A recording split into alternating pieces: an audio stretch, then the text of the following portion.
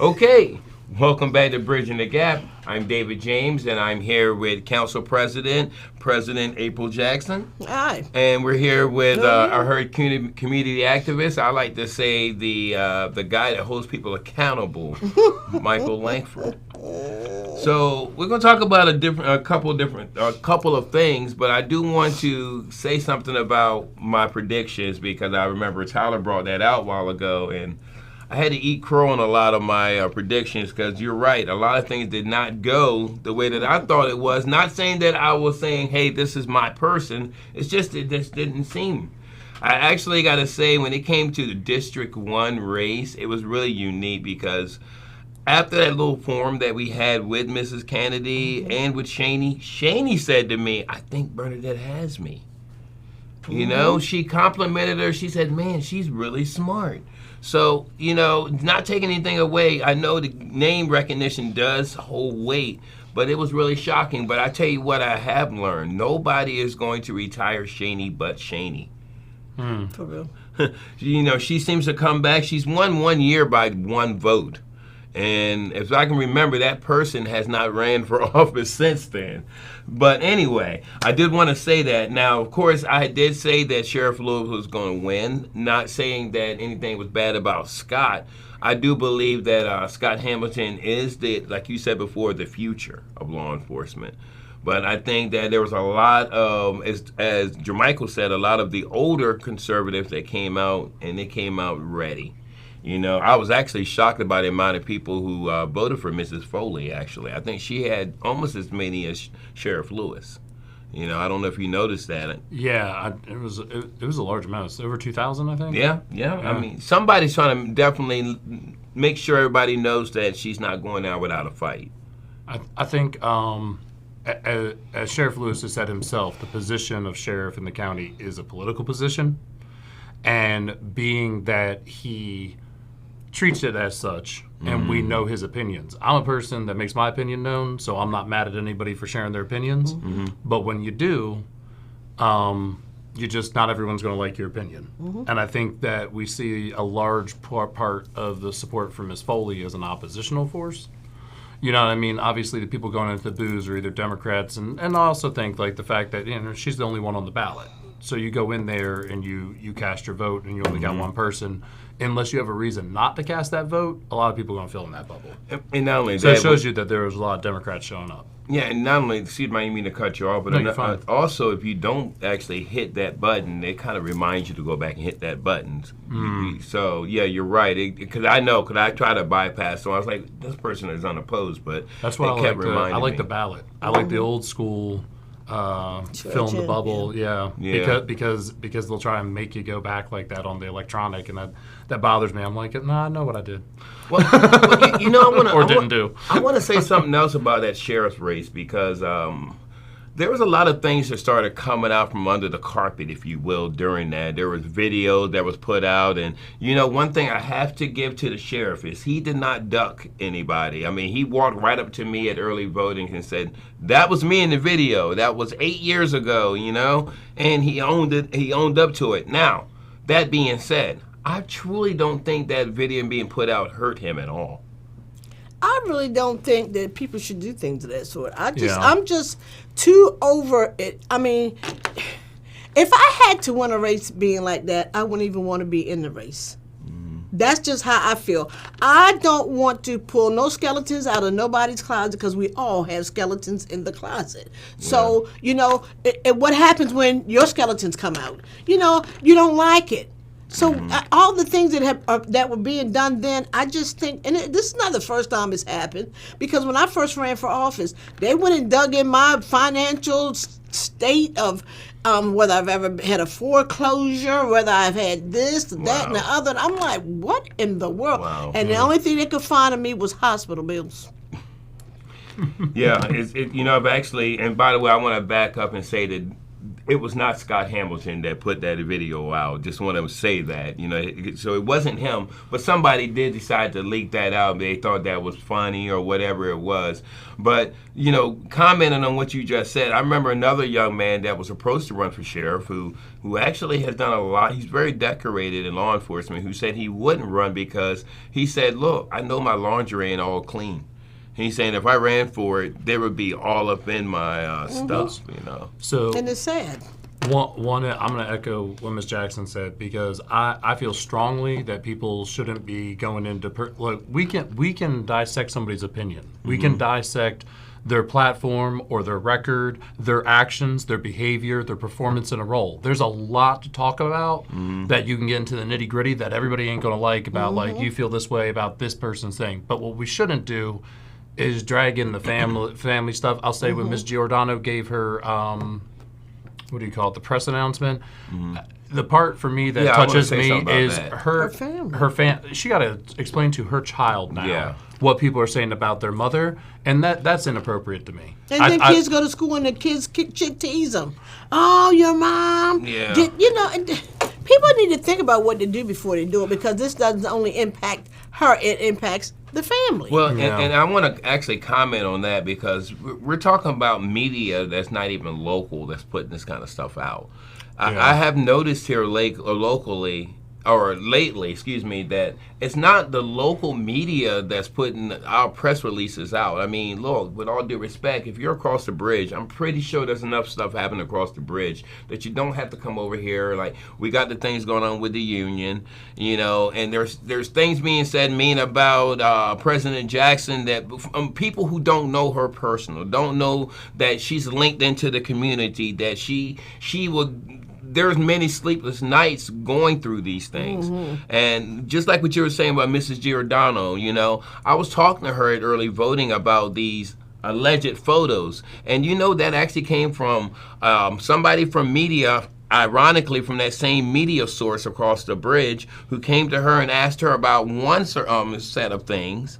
And then said, oh, by the way, the sheriff said such and such. Oh, well, not quite like that. And then what they did is they took half-truth, because that's what the enemy does. Yeah. Took half-truth, ran over to the sheriff and said, well, Mrs. Giordano, and then the next thing you know, it's putting one against the other. And then when things are thrown, I don't know about you, but when I'm angry, I'll say any old thing.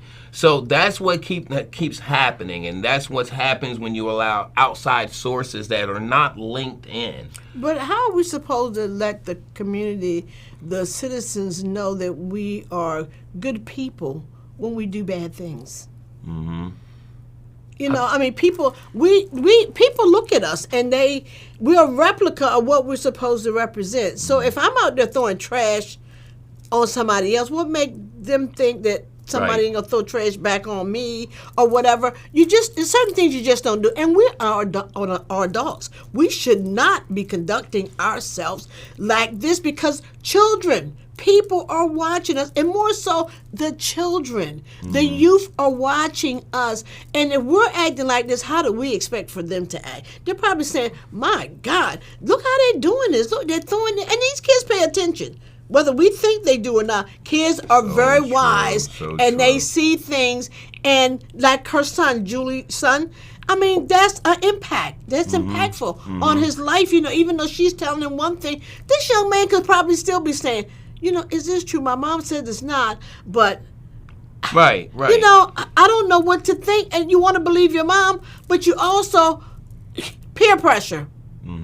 So, we got to think about what we do even in the election time, because to me, it's mean. And I've never been a mean person where I want to hurt anybody in any kind of way. When I ran for office, people said a lot of stuff about me. But guess what? I never came back and said nothing bad about them. And that's good. I wouldn't do it. I'm not going to do it. I could, but I wouldn't do it, because then it makes me look worse than they do. Well, speaking of during the election season, what also adds pressure is while I was at my polling spot, it just came back out from having to fill in spots that I didn't think needed to be filled in because they're unopposed. And as I came out, there was a lady out there in the rain. And I heard during your segment that you just had with Tyron, in my opinion, you said that if people know who you are, they wouldn't approach you. Well, people knowing that I'm the Bridging the Gap guy, I know not only just through this, through other things, This person standing in the rain started pressuring me about signing a petition. Now, if they knew or they were from here, right, they wouldn't be pressuring, especially after I was like, I'm good. Oh, you don't care about the firefighters? I absolutely care about the firefighters. I said, however, we don't have the money. So you're saying that it's not important. That's not what I'm saying. So when I'm talking about is these signatures, and from what I understand before we came in the studio today, they've got enough votes, or they got enough, not votes, excuse me, because you still got to get the votes. Yeah. They got enough signatures, but are they verified? They're not verified. No, they're not verified yet. No, so they're just saying, and the thing is, we don't have any proof of anything. All they said is, we have this.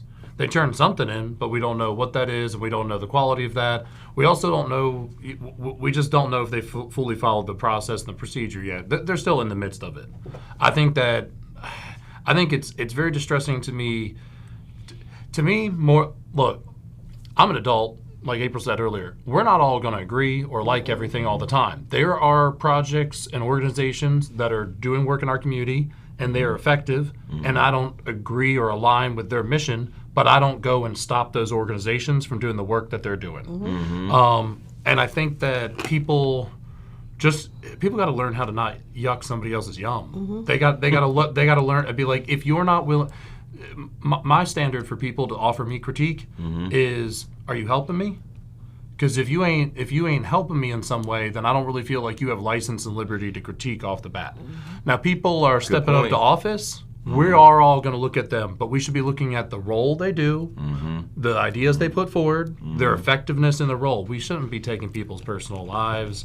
And with the signature petition, I don't think they should be pressuring you that way and challenging you that you don't care. That argument right there is just emotional manipulation. It's the idea that if you don't do what I do, you don't care. We got to stop looking at our neighbors like that. And you know what another thing is too, I'm going to say this, if they went through the procedure and policy the way it should be, it doesn't matter to me. If they get it, they get the referendum and they get it on the ballot. Great. I'm for it. Sure. It's just the order of business and how they did it that got them there.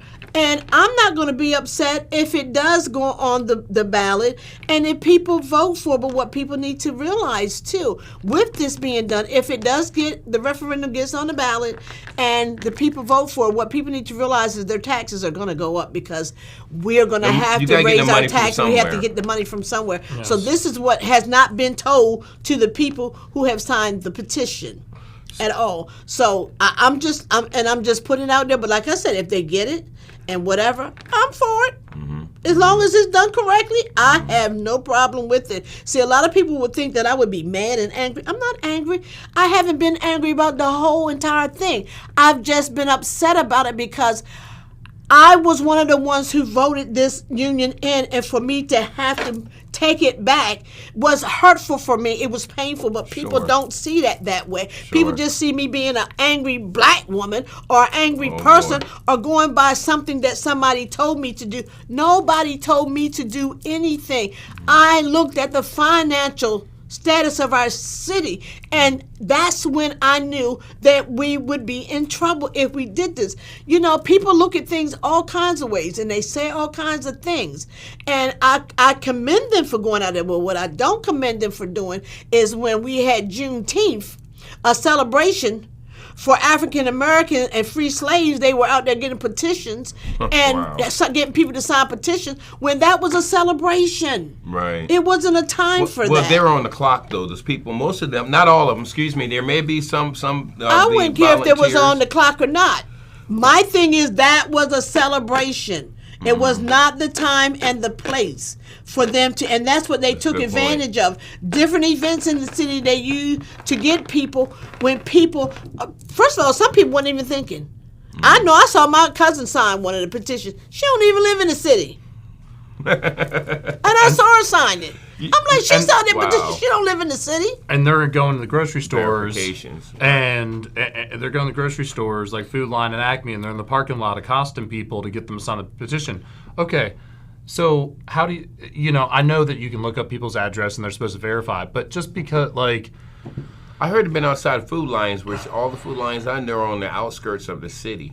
outskirts. Well, like the Snow Hill Road one, that Regency Drive, That's in the Regency city. is the county. Yeah, it is county. It's about to switch to being in the city because they're doing some Annexation. upgrades, whatever. and then you got annexation Nanny in. Cook Road. But they have a lot of this is not a lot of, and just because you go to some place in the Right. city doesn't mean you live in the city. Well, I've never You're not seen coming it. like the. I never seen them. They never came to me.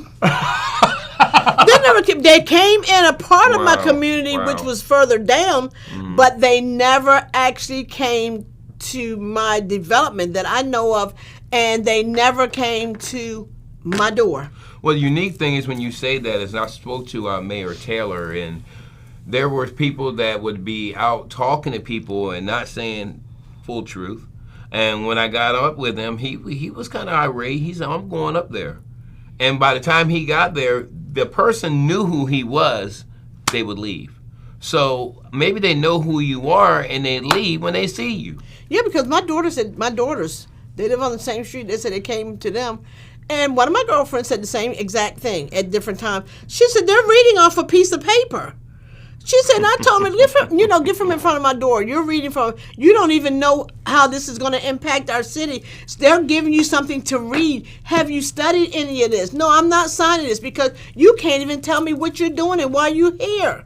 Meanwhile, 115-degree weather. I just want to say this on a side note. 115-degree weather. There was a Hebron Carnival going on where these firefighters who were volunteers are out volunteering their time, but they're not out getting these signatures. They're actually getting money to keep the fire department going. Yeah. You know, and I appreciate them. I appreciate We our appreciate all our fire police department. departments, our law enforcement. I appreciate our firefighters, and I don't want anybody to ever think that this was done blatantly because I just didn't want to, because I appreciate everything they do. Yes. I see, going through police academy, I saw what our police have to go through, in the commission of a arrest or whatever, a traffic stop or whatever. I saw this when they're busting in somebody's door. I saw the danger that they're put in. Don't ever, and then when I look at the fire department, I see them going in blazes of fire trying They to do a save lot. people. I see this. I mean, I know it. I look at shows that just show me this, and I'm looking at, and for a fact, I don't even have to look at a show.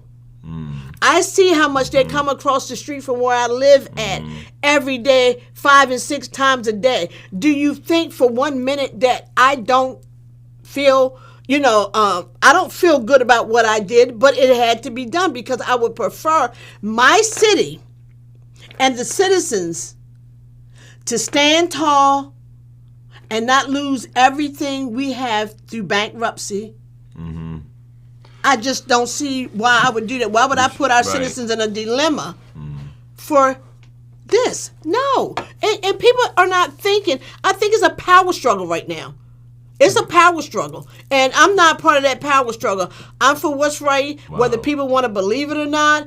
I'm going to be for what's right. I've been for what's right ever since I've been on the city council, ever since I've been working in my community. I love my district. The fire department, the police department, they're in my district. They're in my district. And they're at her events. Yes. As someone who's been at her events. So I Fire mean, department comes by. and we had a lovely time at Police Academy, and we went to an event at the FOP, with them. The fire department, I went over there and met with them and talked to them, Wow. about some things. I just don't get it. I just don't see where, and people never get it, and they will never agree.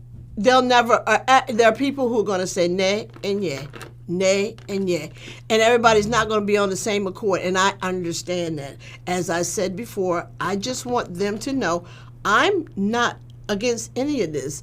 If you get the signatures, I'm fine. I'm fine.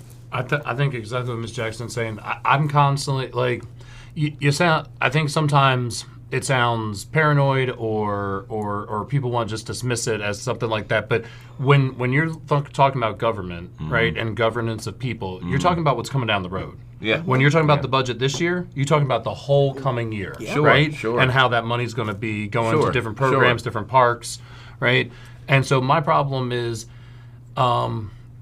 people never, because we don't know what the specific dilemma that April's talking about, but it could be something like Flint, Michigan, Imagine if we all couldn't drink our water, and that the city, because we've decided to do the union, and that we keep going into this structural deficit where we keep spending more money than we have, then your credit score starts going down. And there are people here who don't, maybe they're not using their credit score. Maybe they're not, and that's fine. I'm not using mine, a ton right now. However, the thing is what you want tomorrow. So if we end up in a financial crisis and we need to borrow $1 million, $5 million, $20 million in order to get something done, we shouldn't be expending that for local business efforts. We shouldn't be taking out bonds for private interest development projects. You should have it in hand. And there are companies that are trying to get us to do that, to be on their behalf. And it's like, no, we're not. The city's financial situation is not there for you to personally benefit. And likewise, we don't know what we've been having a lot of issues with the water sewer over time, and there have been a lot of upgrades that they approved in the last year because there were different like a type of filter that they have, right? Yes. As well as PFAS money getting allocated. That's right. And honestly, thank goodness for that PFAS money in order to make us the bridge some of the gap of the shortfall. But that system, if we don't, we're facing a looming public health crisis with the failing septics in Wicomico County. We're going to have more people connecting and more people moving towards the city of Salisbury and being on our water sewer. And as that happens, it's like we're going to need. I don't think people can see what would happen if we can't maintain that system. What if people don't have drinkable water here? What if you have to go to the store? Well, now, what if you're struggling and you're choosing between drinkable water and diapers for your child? That's right. I mean, we need to not make it harder on the people down the road. And people are like, well, that's not a problem today, or we'll deal with that tomorrow. We'll cross that bridge. No, you have to think today about next year, 5 years, financially, what situation you're putting people in. And once you get in debt, it's hell digging out of it. Amen. There's a few things I want to say about that. Number one is that the mayor is a former banker. He's dealt with money. You got to respect that. Number two is, only thing that kept coming to my mind while we were talking here is I'm thinking about a hospital. Nobody wants to go through the process of what you got to do when you go to a hospital, but you got to go get fixed up to get better. My point is that in order for this city to go forward, it first got to stop the bleeding. You got to heal. And to stop the bleeding, you can't stay in the battle. In the military, once that soldier and that Marine, whatever, the airman, once they're wounded, they've got to get well before they can become a functionable part of that unit. So a lot of people want things. And that's what happened to this city from my point of view, in my opinion. I know this is not in my opinion, but in my opinion, for many years, this city has put out on different things that we didn't need to get involved in, to the point that we have depleted all the monies. Do we need a strong fire department? Absolutely. Do they deserve more money? All of them do. All of them do. The only ones that don't deserve are the bureaucrats that are out there holding us down. They don't need it. We do too, but I don't want it. No, I'm serious. But I don't want to raise right now. I don't want to raise on the simple fact that. But you got to take care of the city. Yeah, the city needs to be taken care of. Exactly. I can deal with what I'm dealing with right now, but I don't want to increase in pay. And we're saying we can't even pay our fire department, we can't afford a union, and no, that's something I truly believe in. That I just don't, I don't want it. I don't want that, because I'm saying I can't speak with a forked tongue. I can't speak out both sides of my mouth and say one thing and then want something else. You got to be. That's right. You have to be very comfortable about what you're doing, and you have to be forthcoming. And I don't want to raise. And I don't want anybody else to get a raise right now, because we cannot afford it. I think what you were saying about the fire department, I hear about we have to stay competitive. Do you know, I'm from Princess Anne. All the fire departments that I grew up with, volunteers. Yep. They ain't getting paid. Nope. So if you getting paid being a firefighter, first off, you're already ahead. I just got to say that. Because the paramedics, they are getting paid, right? But but the firefighting thing, traditionally, if that's all that you're doing, that's why a lot of them start firefighting, and then they go through an academy course, yep. right? And then they become EMTs, and then they maybe Sure, move up to sure. DMT, right, or a paramedic from That's EMT. why we have a Sharptown Carnival and a Hebron Carnival, because they need to raise money. But whether it's Deal Island, Princess Anne, Snow Hill, all these places, all of these different places around here on the lower shore are volunteer. The exceptions are places like Ocean City and Salisbury that have the most jobs and manufacturing and different stuff of the places around here. But if you go to Cambridge, you go to Easton, you go to Sharptown, you go Mardella, you go anywhere on the lower shore, most firefighters volunteer. I'm not saying that's how it should be, but I'm saying that is how it is. So when these people are talking about we're not competitive, I'm like, competitive with who? If you're making more money, you already doing better than your You shouldn't be making no more money than somebody in D.C. or Baltimore.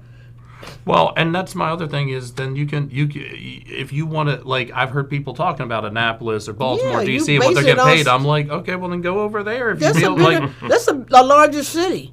Yeah. It's a different animal. Different kind of demographic and everything. So we can't be compared. There's apples to oranges. Yep. Yes, apples to oranges. We went from blood and turnips to apples and oranges. Yes. We got a whole grocery here. Thank you both. And again, I know we could definitely continue on, but I'm thinking that Pac 14 wants to go home. Yeah, I do too. But thank you again. This has been another City I'd like Talks. I'd like to make a statement. Sure, go for it.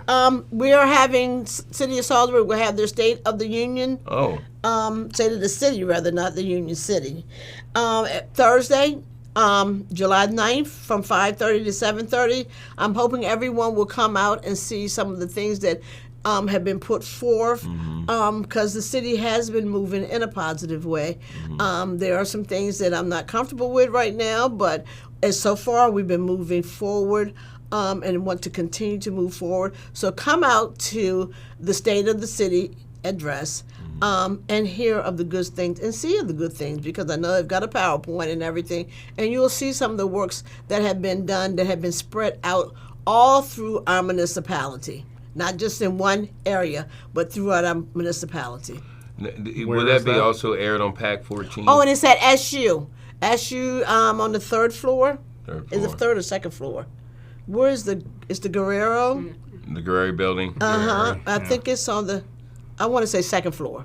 No, it would probably be being carried on Pac 14 as well. Yes. Awesome. By the way, if you don't already have Pac 14 on your Roku app, go on Roku, look up Pac 14. There you go. You can carry it everywhere. It's really good and handy to have, especially when you got these council meetings. There's so much I would love to cover. I mean, in another couple of weeks, I would love to have y'all back on. I do want to say one more thing before we finish up. I'm excited that we will be adding, actually two things I want to say. Congratulations on what you're doing down at the Westside Neighborhood Alliance with your art night. Thank you. And kind of expanding what you've been doing, and can't wait to see what happens come out of there. We want to do some shows down there. On the first and third Fridays of every month. For the foreseeable future. And that's down in Bayou Valley at the West Side. We've got tons of free art supplies. I mean, every single thing you can imagine. You can do collage. It's not just painting. It's painting. It's watercolor. It's acrylic. It's crowns. It's adult coloring books. There's a collage, mixed media, fiber arts. Wow. You can do whatever you want. You can create whatever you want. Hot glue guns. If you can dream it, you can make it. Come down. I definitely want to check that out, and congratulations. Oh, I have one more thing, too. Starting next month, we will be doing Veteran Voices. So yes, that's what I want to talk about. To tap into it, we'll have some conversations with veterans, veterans organizations, and things of that sort, homeless veterans or whatever. We need to hear their voices. We need to know what affects them and what they need for us to do as a city and a county.